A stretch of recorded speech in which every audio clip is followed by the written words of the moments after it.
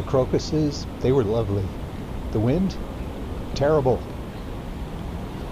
But I was looking for spring things, and these are definitely spring things.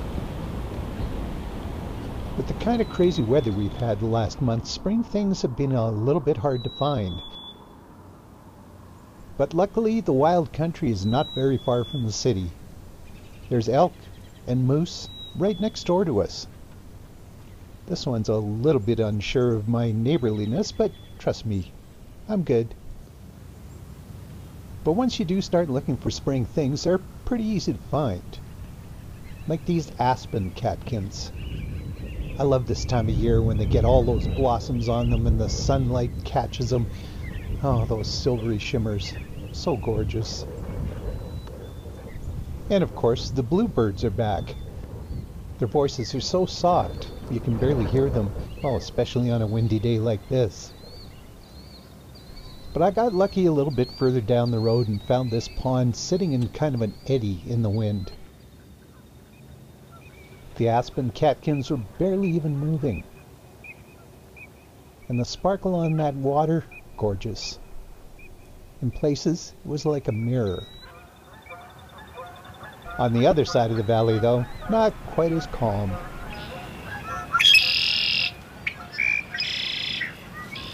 These red-winged blackbirds were hollering up a storm.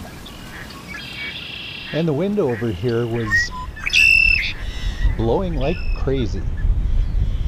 But that's a bit of a spring thing too.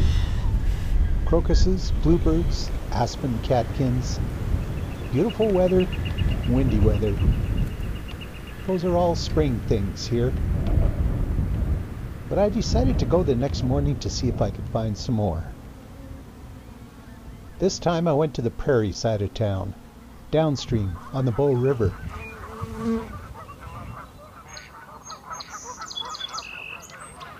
It wasn't quite as windy now, but thanks to the geese, of course, it was still pretty noisy. But lots of spring things around, like this blue heron hunting in the shallows. And these pelicans, first ones I've seen this year. Nice to have these guys back. Cormorants. Love these guys. Mrs. Merganser was acting a little bit strange, but maybe that's a spring thing too. The algae behind the water going over the weir was turning bright green. And in the riverine forest, spider silk everywhere. And that's definitely a spring thing. Both spiders and their prey need that springtime warmth. And ants do too. These ones were taking advantage of the warm sun to kind of clean up around their village. I just find it so fascinating to watch them. They never stop moving. Nor do the bees. One of these guys got in the hair in the back of my head, and it led to a pretty silly situation. I ended up having to get half undressed to get rid of it, but that's a story for another time. Anyway, I loved looking for spring things, and there are so many more of them to come. Finally, southern Alberta's got some warmth, and I love it.